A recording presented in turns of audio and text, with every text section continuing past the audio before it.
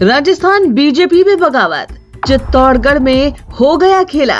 बागी विधायक समेत 35 कार्यकर्ताओं का इस्तीफा, टिकट न मिलने पर भड़के कार्यकर्ता। राजस्थान के सियासी समर में जहां एक तरफ बीजेपी कांग्रेसी खेमे का किला ढहाने की हर मुमकिन कोशिश कर रही है, तो वहीं दूसरी तरफ पार्टी के कभी साथी रहे नेता ही उसकी मुसीबतें बढ़ाने में लगे हैं। टिकट न मिलने से नाराज नेताओं की बगावत वैसे तो हर पार्टी में दिखाई दे रही है, लेकिन चित्तौड़गढ़ में ये बीजेपी के लिए सरदर्द बन चुकी है।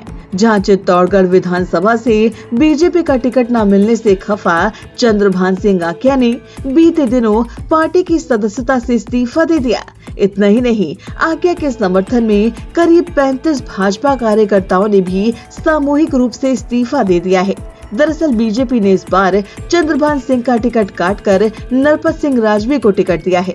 इसे लेकर बीते दिनों चित्तौड़गढ़ में बीजेपी के बीच जमकर बवाल और प्रदर्शन देखने को मिले।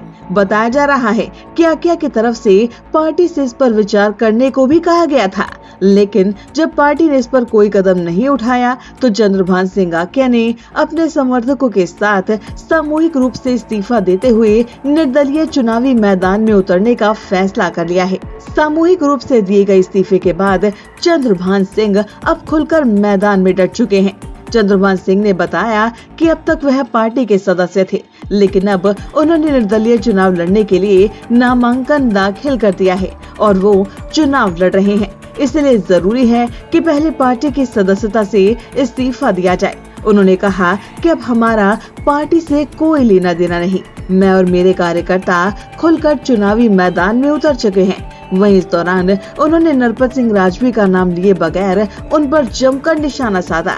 उन्होंने कहा कि यह नेता 15 सालों तक क्षेत्र से दूर रहे, कभी जनता के बीच में आते नहीं, कभी जनता का फोन उठाते नहीं, और यहाँ जब आए तो उल्टा जनता को ही धमकाया कि सबको देख लूंगा। ऐसे में सवाल उठाते हुए उन्होंने कहा कि इस चुनाव में भाजपा प्रत्याशी कैसे जीतेंगे। इसी के साथ ही चंद्रभान सिंह ने दावा किया है कि भाजपा प्रत्याशी की जमानत जब्त होगी। यह चुनाव केवल कांग्रेस और निर्दलीय यानी कि चंद्रभान सिंह के बीच ही होगा, जिसमें उनकी जीत निश्चित है। इसी के साथ ही उन्होंने ऐलान किया कि जीतने के बाद वह उस दल को समर्थन देंगे जो राजस्थान में सरकार बनाएगी। यह उनका इशारा कांग्रेस की तरफ था। गौरतलब है कि राजस्थान में 25 नवंबर को वोट डाले जाएंगे और 3 दिसंबर को चुनावी नतीजे सभी के सामने होंगे।